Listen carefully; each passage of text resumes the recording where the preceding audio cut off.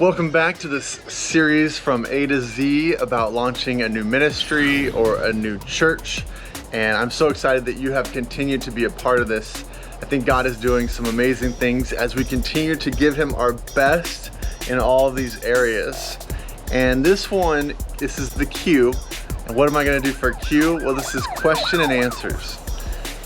Where this first began was I had a group of pastors that we got together and we always talked, and as I was launching this new church, he was a friend and he goes, what you should do is at the end of every sermon, open up for questions about that subject or anything that people want to ask. And I go, what? What are you talking about? Do you realize the can of worms that you would open if in the middle of the service, at the end of my message, I just ask, all right, are there any questions? Like, what would come at me? What we really fear in that moment is that the questions being lobbed at us would be so off the wall that we would then have to answer it off the cuff right there in front of people. But then I thought more about it and I go, well, the thing about it is the subject that I just talked about, I have been working on for weeks, and I am very prepared before I even go into the sermon. Then, on top of that, by the time I take all the material I've studied and begin cutting out all the extra so that I have this succinct 20-minute, 3-point message, not that I do it that way, but just about 20 minutes of, all right, here's my main subject and point, and then I give it. If questions come, what I've left on the cutting room floor is going to be finally, oh, this piece I should have talked about because that was a question, or this piece, like it's gonna allow for all that study to actually be used. And I know the subject, I mean, at least I should, right, before I speak. I know the subject so well that any question that comes at me, I'm gonna have an answer for. But our fear is that there's that random, Democrat, Republican question about the president and something going on in our politics, or is marijuana's being legalized, and so what is the church stance on that? What's your stance on homosexuality? What if somebody wants to get married in our church? What my cousin just committed suicide, will they be in heaven? That's what we're worried about. We're worried that we're gonna sit up there and those random lob ball questions out of the blue are going to come at you. And by the way, every question I just said did actually happen. So I did have those moments, but in 3 years of doing it as a lead pastor, those were few and far between. Most of the time it was people saying, I really liked your point here. It reminded me of how, and it was like something in their life that they just told in 2 or 3 minutes that just backed the point. Or someone else would say, that one point you said, did you say it like this? And you can clarify something and it really helps the room remember something. That was 99%. Every once in a while, and it actually really didn't happen until I was a guest speaker doing it at other places.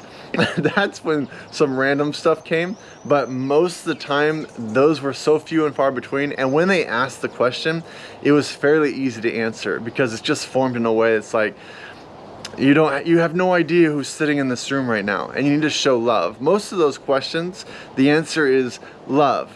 Do we have strong stance on some of them? Yes. But we still, in this room right now, we have no idea who walked in. You think they're all from one side of the aisle or the other in politics. They're not. I've talked to every one of them.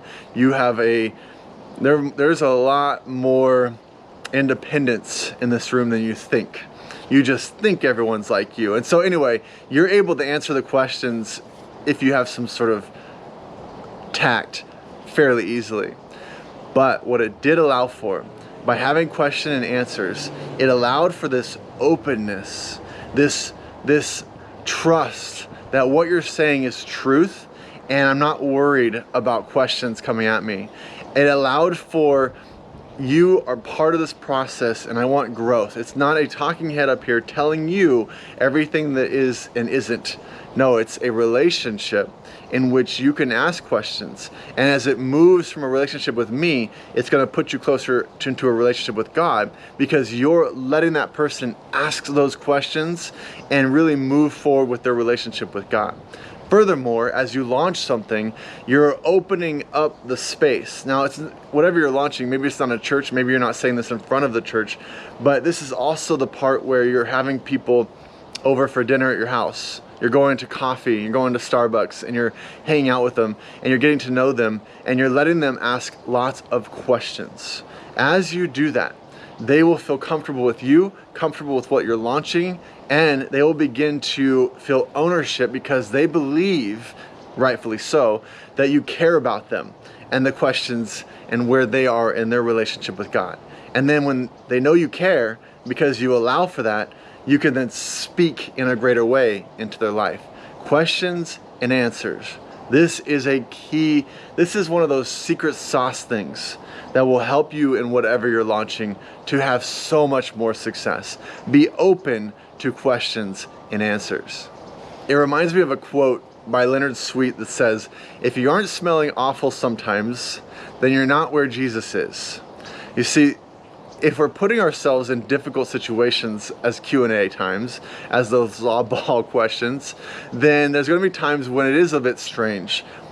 But that means you're actually reaching the right people, the people that have those types of questions. I want to take this one step further. When we talk about questions and answers, it brings me to a key point in the launch process: understanding the culture that you're entering. As you allow for questions, you're going to begin to understand who you're talking to. You'll understand the culture. So at first, maybe you're prayer walking and this is happening, you're Q&Aing.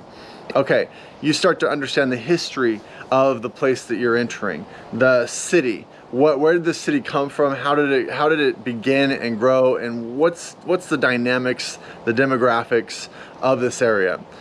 What are the locals saying about this place? What's the architecture? What's the greatest needs? What do people do for fun?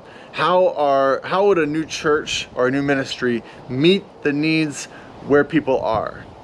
Questions and answers lets you begin that process to understand who you're actually trying to reach and the most effective way to reach them. Very important that you open up to this area and really have questions and answers as a part of your launch process. Everyone that I first met with when I was launching a church, I would take them to coffee and I would tell them the vision of the church, but not at first. At first I would say, tell me what you saw. What was your first impressions in the parking lot? When you walked through the front door, what would happen next? What did you see? And then when the service started, what did you notice? And here's what we have to remember. What they say next is not wrong. So if they say it was weird and this person like just give me the heebie-jeebies and your parking lot sucks, they're right, because that's exactly what they saw, what they felt. See, we always want to defend and go, well, see, that person that is my greeter, the reason I let them greet is because, you know, his Aunt Sally, that's the part I hate. I hate that part of ministry. So instead, we need to say, okay, I'm asking questions, they're telling me truths. Whatever it is that they felt, whatever they saw, whatever it is that happened, that's what happened. And that is the key that most pastors, after a year, they start to lose that. After a couple years, it's totally gone. You stop asking questions. Let me say that differently. You stop listening to answers. Okay, you still may have that question, you send out a little questionnaire, or you might ask, but you stop listening to the answers, because what people tell you is the truth. That's their truth. And if you're not listening to it, you're not actually changing because of it, you stop growing because you're not reaching a certain dynamic that once you were maintaining. You've gone from growth mode to maintain mode. Now, ideally, as we get to know the culture, get to know the people, get to know the language, start to identify what people are seeing and be able to change the things that are weird, then this gets better and better and better, and it does. These conversations are all about the good stuff and how much they saw that was amazing. And so you have to actually dig and dig and dig to find more things to work on. But keep digging, keep asking these questions through the whole process.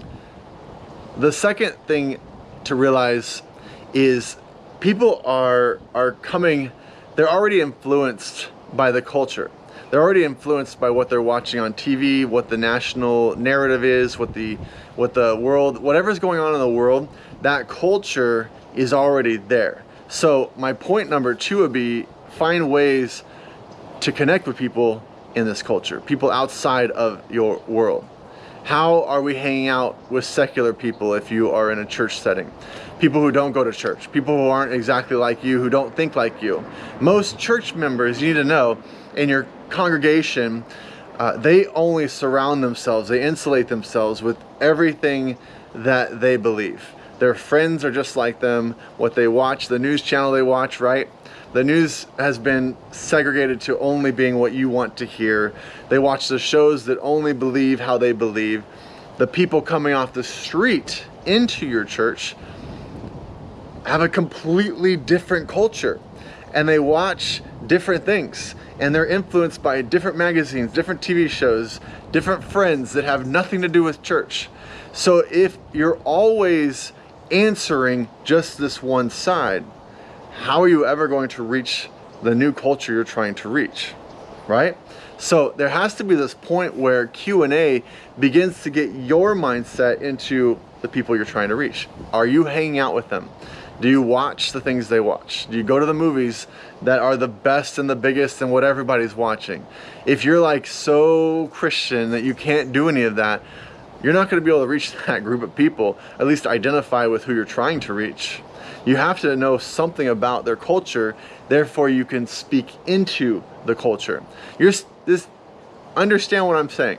The message of Jesus Christ does not change. It never has, never will. It's the same message. It's how are you presenting Jesus to the culture you're trying to reach? Think about Jesus himself. What are the stories? The parables? What are they? It's Jesus Christ walking along, walking into the city, identifying something the city knows well, whatever that may be, but picking that out and going, well, who's on this coin? Okay, well, who is that person? Well, then give to Caesar what is Caesar's. Like, he would use the culture, what they would identify with, to tell a message of himself, of God. If we aren't at least a little bit aware, if you will, of all the culture and every part of it, and be able to understand where they're coming from, we're never going to be able to actually identify ways to share Christ into that culture. You have to ask questions, give answers that work in the culture you're trying to reach. That's going to help you launch and launch big. If you're asking the right questions and you're letting people ask you questions, you're going to be able to understand the heart of the people you're trying to reach. What do they care about? What is the missing element, the heart of the city? What's missing in them? You're going to be able to identify that because of what they're saying. You are going to know how people are hurting inside. You're going to understand the negative stereotypes of the local church so that you can then be different.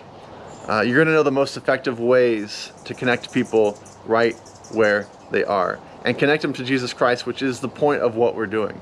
What's the most effective way that we can be launching something to connect people to Jesus Christ? Well, the more we understand and allow for questions, the more we're going to be able to give real, tangible answers. So Q&A, very important part of launch. Thank you for watching this.